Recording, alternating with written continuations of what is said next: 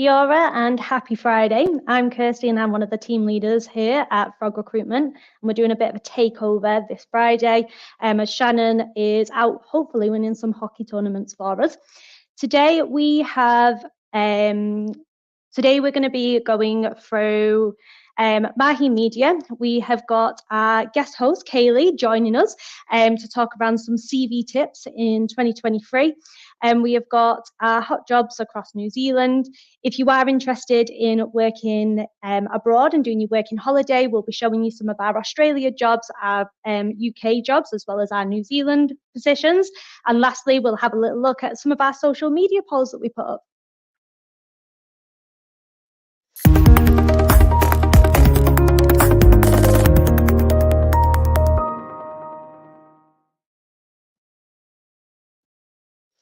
Okay, so this week we're going to be having a bit of a look at the unemployment rate. So as we enter the first quarter of 2023, we're going to have a little look at the New Zealand employment rate and how we've been affected. So the unemployment rate in New Zealand remained unchanged at 3.3% at the third quarter of 2022, before moving to 3.4% in December 2022, where it currently sits today. So we are still feeling that squeeze of the tight labour market, still difficult to find the right candidates for our positions. The underutilisation rate, which is a broader measure of the spare labour capacity, dipped slightly to about 9% from 9.2%, which it was in the last quarter. And the labour force participation rate rose to 71.7%.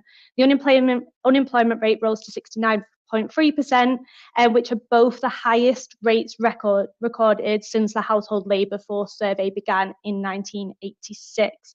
So we're definitely feeling that pinch when we are looking to try and find candidates within the workforce. Interestingly, we have seen a bit of a spike in terms of applications that are coming through, but I do think that with the borders opening, we are starting to see that influx of overseas applications coming through as well. We are now going to move on to the next part of, are you looking for a job? So you might be taking the next steps to look for the next steps in your career. Currently, the New Zealand labour market is hot, as we just mentioned. And here at Frog Recruitment, we have this week's New Zealand Hot Jobs of the Week, which we would like to show you.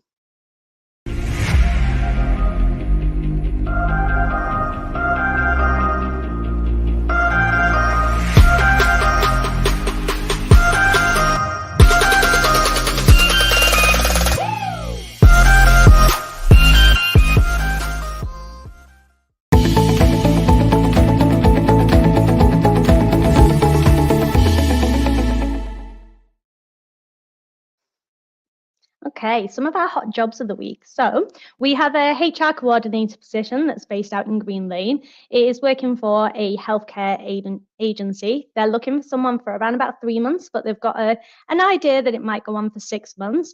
And this position is paying $31 per hour plus your 8% holiday pay. So if you're interested, then get in contact with myself as I'll be able to help you with this role. Our next position is an accountant position, which is based in South Auckland. So it's predominantly processing invoices and recording reconciliations and expenses. You'll be assisting internal and external audits and stats reports, as well as helping the finance team with any ad hoc requests. It is at a competitive salary. If you do want to have a bit more of a chat with someone about this role, then contact our accountant perm consultant, Simi. Her details are shown there below, and they will be put in the chat as well. We will now move on to our UK job of the week so that we can showcase some of the roles that we're getting in our new London office.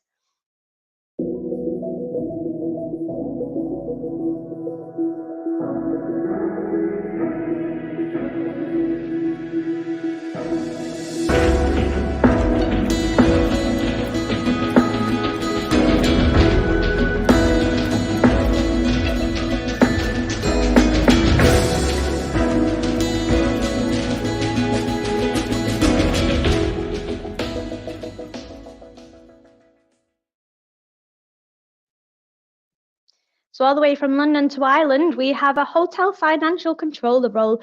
So if you are based in Dublin and you're looking for your next position within the accounting and finance space, then we have the financial controller position where you're going to be producing reports, including forecasting revenue, costs, and profitability.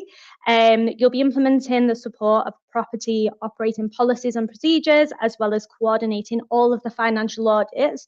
They're paying between £65,000 to £70,000. If you are interested, then get in contact with Sarah, who's looking after this position. Her details are shown below or in the chat.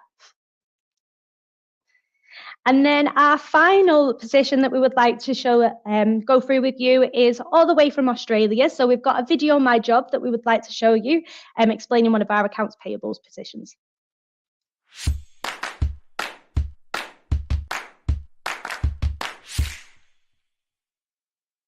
Hi, Demi here from People to People Recruitment.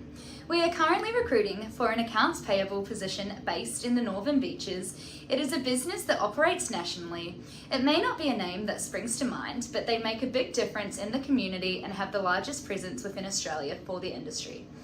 This role is working within a lean team supporting the accounts payable function in a standalone capacity. The role isn't just focused on data entry, it requires a thorough AP knowledge due to complex and very manual internal processes. The business is hiring this role not just to get through the work, but ideally add value and improve current efficiency within the finance team. The ideal candidate will come from a charity, volunteer, or even membership-based companies, but they are open to all backgrounds. The main requirements the client is after is a strong background in MYOB and the ability to travel to the Northern Beaches office when required. The role does offer some work from home flexibility also. If you are available and interested, please reach out to me on the details below for a confidential conversation.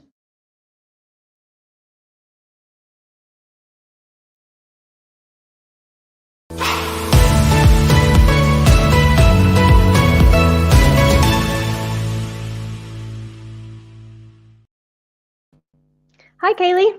Hi, how are you doing? I am doing good. How are you doing on this lovely Friday? Good. I'm just glad it's Friday. So thank you for joining us. So I know that you've come on to have a bit of a chat with us about a couple of tips to improve our CV. Yeah, of course. So I have 3 top tips for anyone out there looking to improve their CV if they're moving on for a career change in 2023. So the first one is to tailor your CV to the job that you're actually applying for. So employers want to see how your skills and experiences match the specific role that you're advertised. Tailoring your CV will show employers you're a serious candidate and that you really want to work for them. Most recruiters will be able to see that there's a generic CV. It's quite easy to spot them. So making a few alterations and sending your application may take more time, but it will greatly strengthen your application for the job. So the second one I have is if you have redundancies from COVID or layoffs, should you include these in your CV? So absolutely, you should include any redundancy in your CV during the COVID pandemic. There was a lot of people in the same boat as yourself, where companies were drastically cut back their staffing costs due to uncertainty of what was to come. So transparency is key in this situation, and being able to clearly explain your layoffs from previous employers is important. It shouldn't impact your chance of getting the job, and if nothing else, it helps illustrate your skills and experience even more. And then ensure that dates are correct and in chronological order. When listing your previous employment history, it's really important to list them by date from most recent to earliest.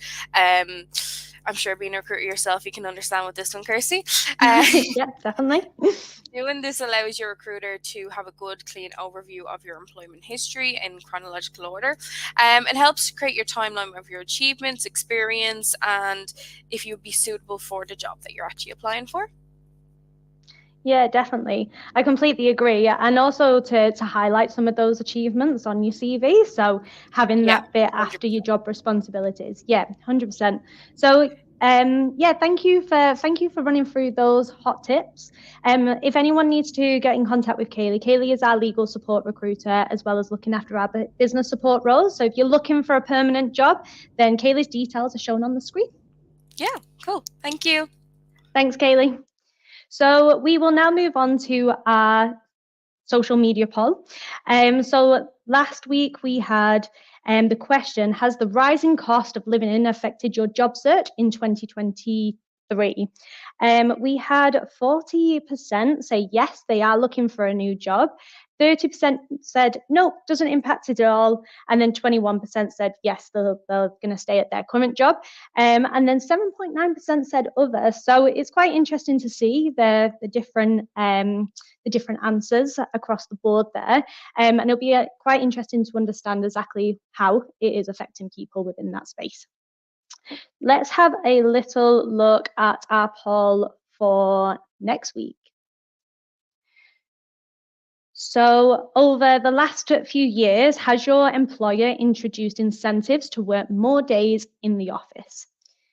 So this one's going to be going up on our socials. So if you are interested in seeing other people's results, we'll be coming back next week to have a little look at this one. And I think that is all from us at Frogs on Friday. So thank you so much for joining myself and Kayleigh, and we will see you all next week. Have a lovely weekend.